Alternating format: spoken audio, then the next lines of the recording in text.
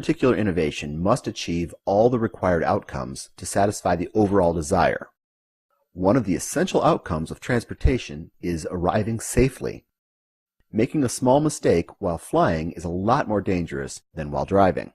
Over 37,000 fatal vehicle accidents happen in the USA every year. Almost all of the car accidents are the result of some kind of human error. Until you can prevent the human errors in ground-based cars, you can't do it in air cars. Innovation follows predictable paths. Trying to jump ahead increases costs and difficulty by an order of magnitude. In other words, we must walk before you run. It's not entirely true that you can't skip ahead, but it usually is technologically expensive, and the market just isn't ready. Is automotive industry dead or just stuck? My associate Len Kaplan explains how improving safety will lead to the next generation more efficient, more affordable, and more desirable cars.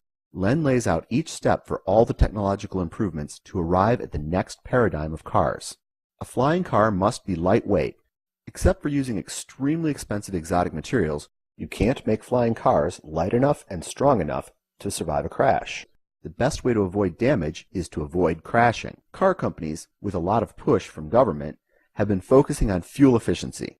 Consumers have consistently chosen vehicles they perceive to be safer over fuel-efficient vehicles. The boom of SUV sales was heavily motivated by safety concerns. So consumers are saying safety is the underserved desire. If you look at accident statistics for the past 14 years, you see safety has not improved. Government has been pushing car manufacturers to produce alternative energy cars, but serious technological problems stand in the way of making alternative energy cars viable. There's a technology gap and a consumer gap. Alternative energy is a future step, but it's not the next step. The next step in cars is crash avoidance. Cars today are safer in a crash than ever before.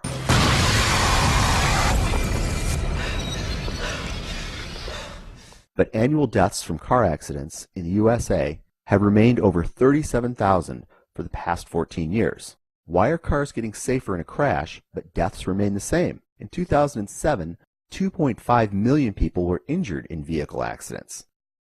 There's only so much you can do to make a car crash safe. As long as the number of car crashes remains high, deaths and injuries will remain high. Prevent the crash, prevent injuries, and save lives. Conveniently, the things that prevent crashes also increase fuel efficiency. Plus, the natural progression of crash avoidance also leads to electric cars.